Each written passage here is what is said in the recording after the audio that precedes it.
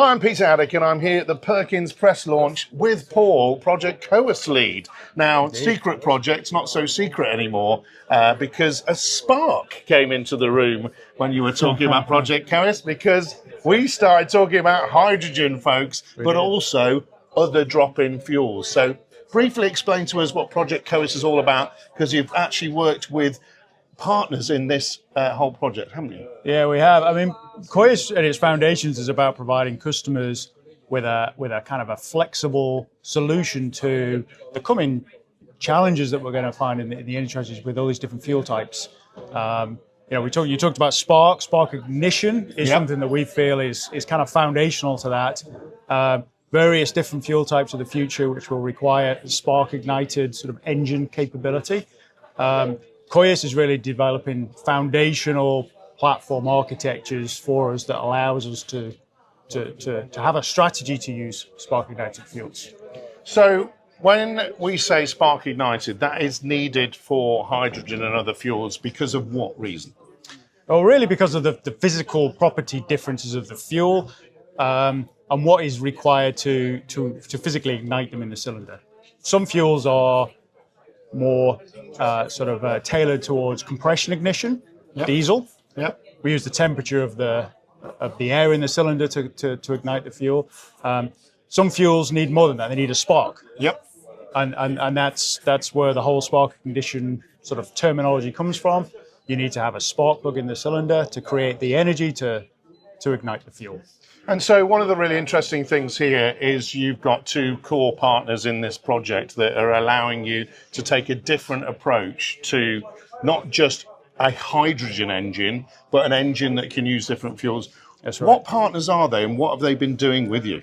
That's right. So the key partners is Equipmake, who are a specialist company that develop electrification technologies in the powertrain space. Yep. And then our academic partner, which is Loughborough University, provides some really sort of world-class optical diagnostics capability to allow us to really get inside the engine and understand some of the flow conditions and the spray patterns that we need to make our engine platforms kind of capable of running on these different spark-ignited fuels. Well, I've been to Perkins Engines, and your fluid dynamics team is all about looking at how that flow works before you actually put an engine out there into production. Right. This optical approach, what does it allow you to do that's different? Because it's superb technology, isn't it? Yeah, I mean, it basically allows you to kind of see inside the engine, inside the combustion chamber. Oh, okay. Which is something that, we obviously have simulation tools which allow us to visualize that, but to validate them and to really provide really high confidence in those, you need the data to kind of back them up, and that's where this methodology comes in. That's where being able to physically see inside the cylinder, lasers is a way that you do that. You provide great data to validate simulation models, which then allow you to develop future products using those tools. They're validated, and it's really been able to see inside the cylinder as the engine's running. And there's something very, very exciting at Bauma that you're going to be able to see with relation to that, because you're taking the whole modelling and showing that in a sense that people can understand all of those flows, aren't you? That's Bauma. Right. And I think the message here from today was real partnership. Understanding what's going on inside that engine. Recognizing the need and where you're going to put that spark ignition again for the hydrogen space, but it's beyond hydrogen, isn't it? I think everybody does focus and say, when you say hydrogen, a hydrogen engine, this goes beyond that, doesn't it? It does. I mean, the future fuels landscape is, as you say, broader than just hydrogen. Yep. The sort of geographical nature of the energy transition and the fuel supply chain will mean that customers will need different fuels. There will be different fuels available.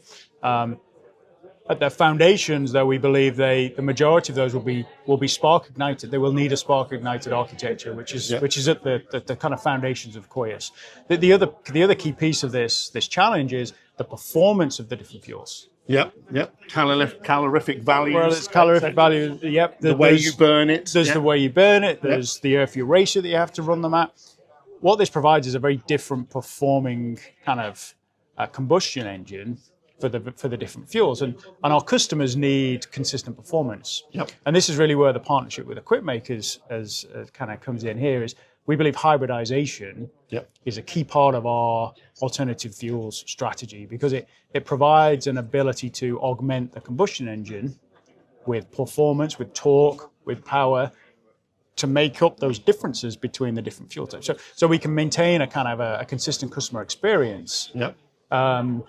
Regardless of the fuel type that they may encounter. So it gives us a kind of technology building blocks that you bring them together at a system level. You provide a customer with a transparent performance experience. I'm here with Ian from Equipmake at the Perkins press conference. Tell me a little bit about how you've been helping with the Coeus project, which has got the hydrogen tick in it, folks, and what difference does that made working in collaboration with Perkins? So our expertise is in the development of electric motors or generators and inverters, which is the electronics box that drives it. So working with Perkins, we've been able to integrate that technology into their product. By fully integrating it, we end up with a much more efficient design and more effective product. So what does it actually mean to a customer when we were talking about their going from an engine which would have a drop-in fuel like hydrogen or ethanol or whatever else, and then your electric element of technology? What does that combination deliver then, and how does it work together? Right, so with the alternative fuels, there are gaps in the performance of the engine compared to a diesel engine. Right. And those gaps are filled in by the electric technology, the electric motor generator technology. So the combination means that the Perkins power unit will have comparable performance to the diesel unit because it's got the hybrid technology. Right, so what we're talking about here, folks, is when we can use those lower calorific value sort of fuels, we've got that electrification element, and we can bundle it all together and get that immediate power that you need. And sometimes, you know, you're running on 50% power in a diesel engine in an application, but you still need that 100% for when you're doing the rough work, you know, on the digger, for example, and they need that sort of 10% of the time. Combining that all together allows us to use the word hybrid technology as well as hydrogen engine in the case where we're talking about hydrogen. Absolutely. So the same technology can be used to make the hydrogen engine as effective as a diesel engine, or make the diesel engine much more effective, so to downsize the diesel engine for the same performance and get fuel saving. So the ultimate goal out of this is that we have a product which has better value for the customer through fuel saving and lower operational cost.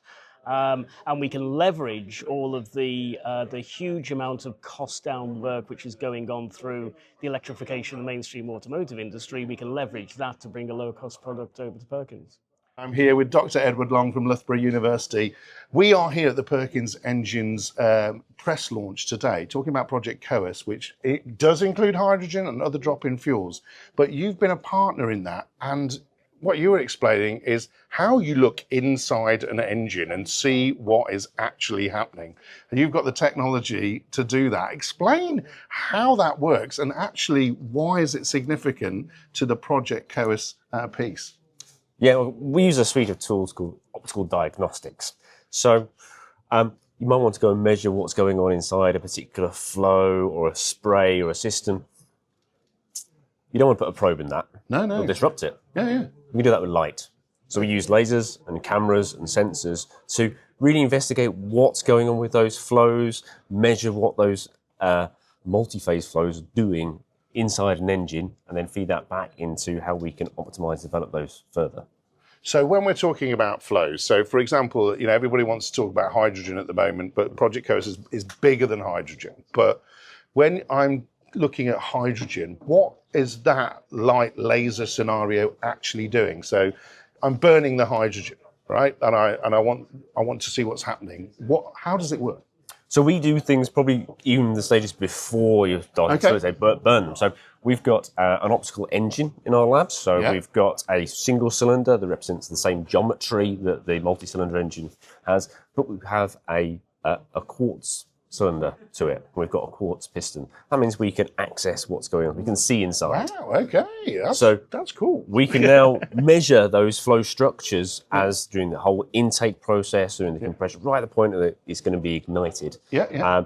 And we can say what the turbulence levels are, what the main bolt flow structures are doing, what the mixing is doing in that system. Yeah. So we can then feed that back into going, right, how do we make this better? How do we optimize this system? Right. We can simulate things really, really well, fantastically. But that raw data, really what's happening, the variance you get, the detail we get behind the real system that feeds back into the simulation tool, really vital. We can do that with the optical tools. So that means when we talk about optimization, this is super, super high-end optimization, data-led, real-world scenario. Yes. That you're able to, even if you tweak something in the tiniest of fractions, even if you're looking at the tiniest changes, you can say, well, look, component-wise, if you did this, if control system-wise, if you did that, then you're actually getting the most power out of that, bit of fuel going in. Absolutely, yes. If we can control those flow structures correctly, we can generate the right scales of turbulence at the point of combustion, say. We can help the burn of that fuel. That'll feed through to optimization, improve efficiency. We get a better engine. And when you get a better engine, you get more out of it. It can be smaller if you optimize it. You were talking about hybridization as well with the Project Coeus piece. So you can change the way power is delivered by looking inside the engine first, seeing what's going on with the clever stuff, then engineering that out into the real world. And now we've got a scenario where hydrogen can come to life, but also other drop-in fuels through the Project Coeus program. Yes, absolutely. That is clever stuff, folks. And that's why you need a doctor like Edward. Jess, great to meet you. Thank you Cheers. very much. So what we're saying here today, folks, is yes, we have a Perkins tick in the hydrogen box, which is what people want to understand. But it goes beyond that. But we now have the formation, folks, of the toolkit for tomorrow.